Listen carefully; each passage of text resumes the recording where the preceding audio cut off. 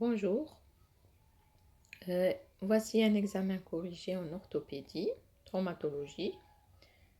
Donc pour la préparation du résidana, voici une série de QCM. Premièrement, qu'est-ce que la luxation? Donc c'est une question très simple.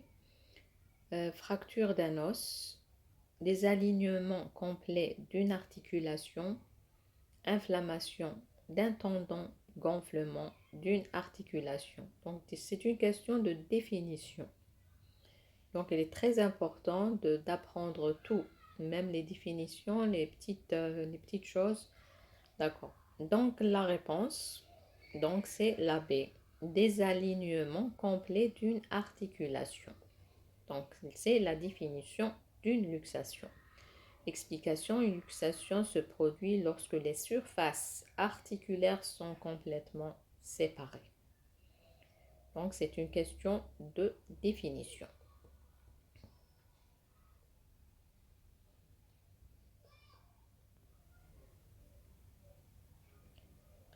La deuxième question, quel est le traitement initial recommandé pour une fracture fermée du radius distal sans déplacement significatif chez un adulte jeune et en bonne santé?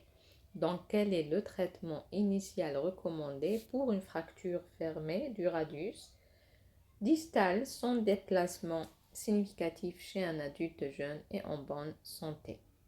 A. Réduction ouverte avec fixation interne.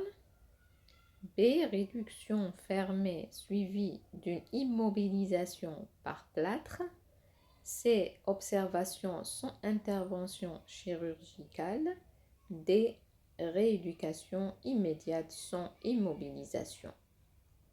Donc, quel est le traitement initial recommandé pour une fracture fermée du radius distal sans déplacement significatif chez un adulte jeune et en bonne santé? Réduction ouverte avec fixation interne.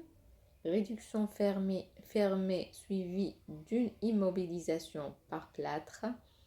Observation sans intervention chirurgicale, des rééducations immédiates sans immobilisation. La réponse c'est B, réduction fermée suivie d'une immobilisation. Elle est souvent suffisante.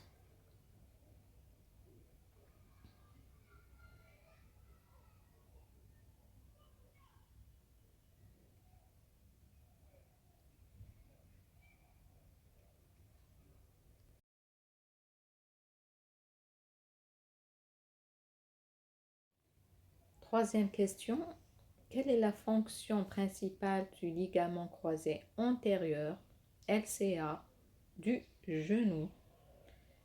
A. Limiter l'extension du genou. B. Limiter la flexion du genou. C. Stabiliser le genou contre les forces de rotation. D. Maintenir la congruence articulaire. Donc la réponse, c'est C.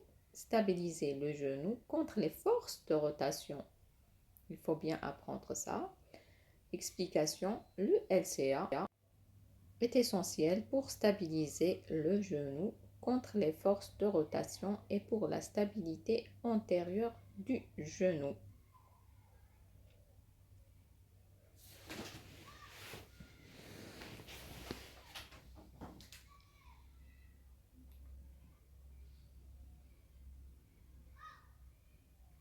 Quatrième question, quel est le signe clinique caractéristique de la maladie de Dupuytren?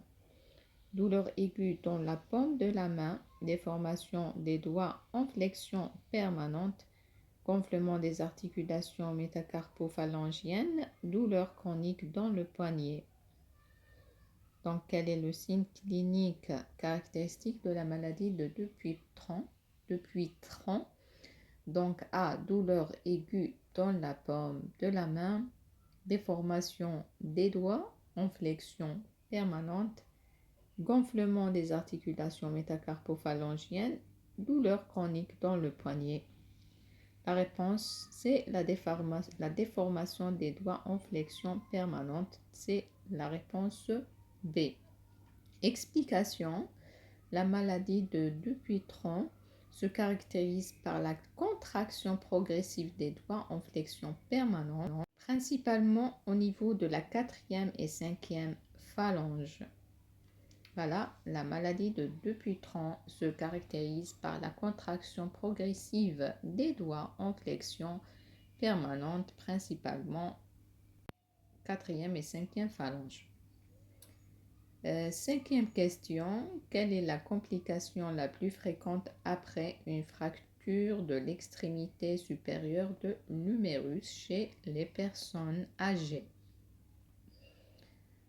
A. Paralysie du nerf radial. B. Nécrose avasculaire de la tête humérale. C. Saignement excessif. D. Lésion du nerf médian. Donc, quelle est la complication la plus fréquente après une fracture de l'extrémité supérieure de l'humérus chez les personnes âgées? Paralysie du nerf radial, nécrose avasculaire de la tête humérale, saignement excessif, lésion du nerf médian. Donc, la réponse est la nécrose avasculaire de la tête humérale. Donc, explication, la nécrose avasculaire de la tête humérale est une complication fréquente après une fracture de l'humérus proximal chez les personnes âgées en raison de la vascularisation précaire de cette région.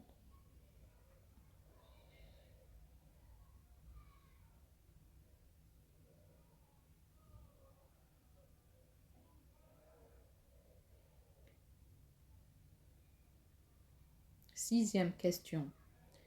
Quel est le traitement initial recommandé pour une entorse modérée de la cheville? Chirurgie immédiate, immobilisation avec une botte de marche, rééducation sans immobilisation, immobilisation avec plâtre pendant au moins 6 semaines. La réponse c'est la réponse B, immobilisation avec une botte de marche.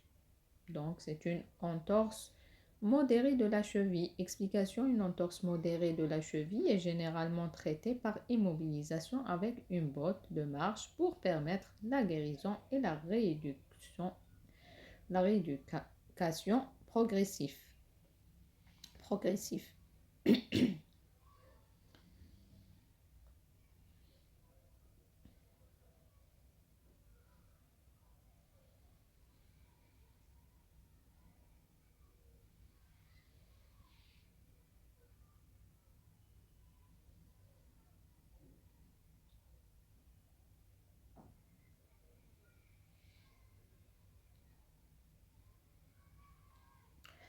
Septième question, quel test clinique est spécifiquement utilisé pour évaluer une rupture du tendon d'Achille?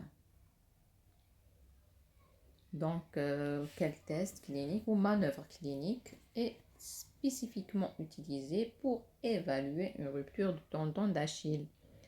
Test de Thompson, test de McMurray, test de Lachman ou test de Fallon. Donc, la réponse, c'est le test de Thompson. Explication, le test de Thompson est utilisé pour évaluer la fonction du tendon d'Achille en comprimant le mollet et en observant la réponse du tendon. Il faut revoir tous ces tests-là et si vous voulez, vous les mettez dans un tableau pour les apprendre. Huitième question, quelle est la structure osseuse principalement touchée par l'ostéoporose? Une bonne question.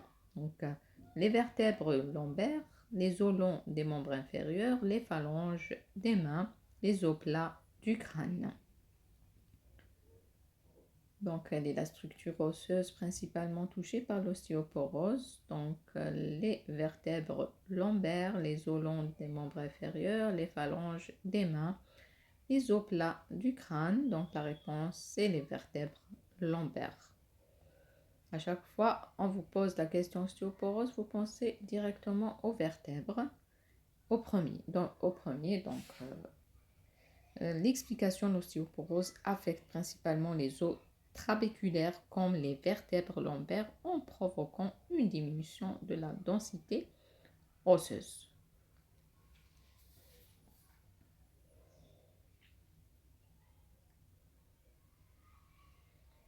Enfin, c'est pas la traumato, c'est surtout la rhumato. Donc, c'est une question qui est tombée comme ça.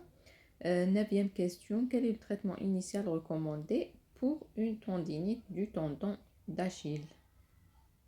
Repos strict sans mobilisation, injection des stéroïdes, chirurgie d'urgence, repos relatif, glace, physiothérapie et anti-inflammatoire.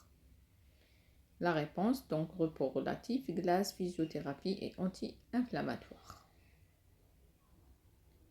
Explication, donc le traitement initial du tendinite du tendon d'Achille comprend le repos relatif, l'application de glace, la physiothérapie pour le renforcement et les anti-inflammatoires pour réduire l'inflammation.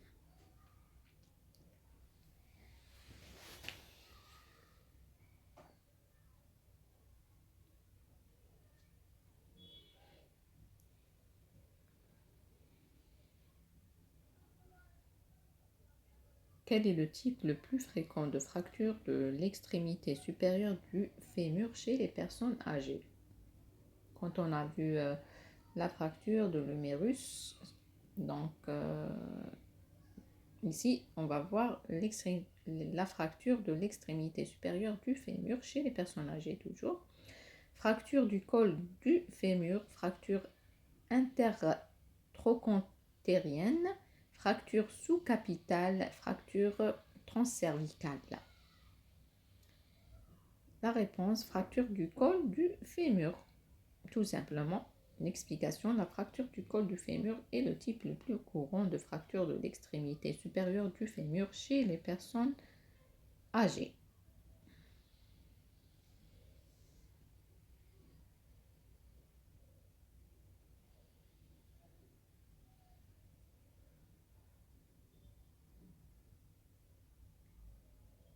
Voilà, ce sont des QCM très simples. Ils ne sont pas compliqués. Donc,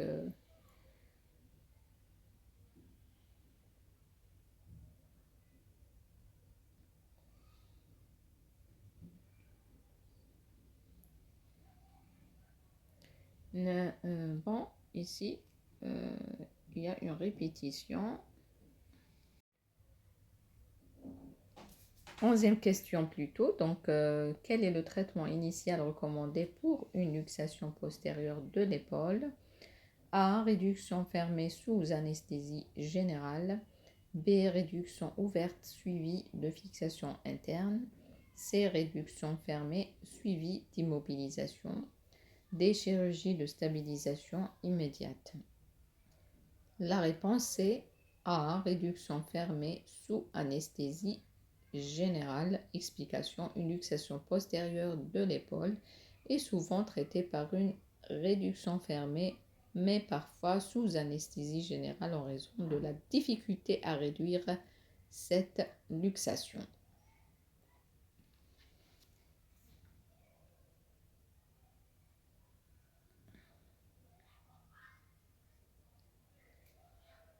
C'est des questions surtout pratiques.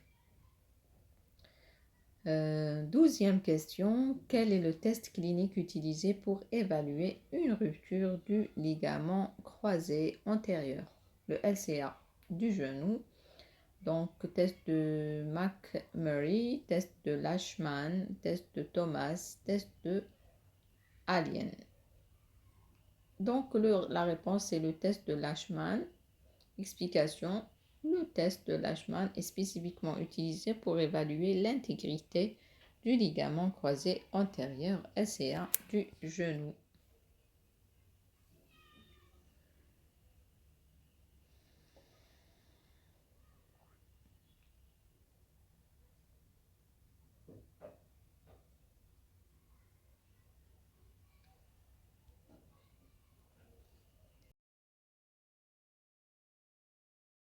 La 13e question, quel est le signe clinique caractéristique d'une fracture du scaphoïde?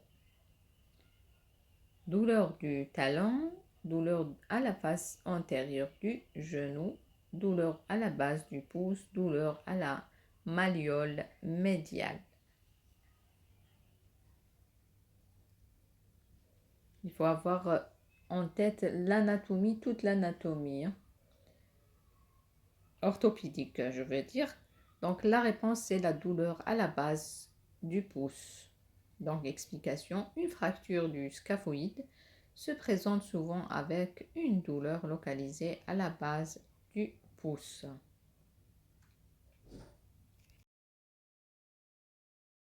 14e question, je pense que c'est la dernière ou l'avant-dernière. Quelle est la complication la plus fréquente après une intervention chirurgicale de réparation de la coiffe des rotateurs? Récidive de la rupture de la coiffe des rotateurs, infection de la plaie chirurgicale, raideur chronique de l'épaule, paralysie du nerf axillaire.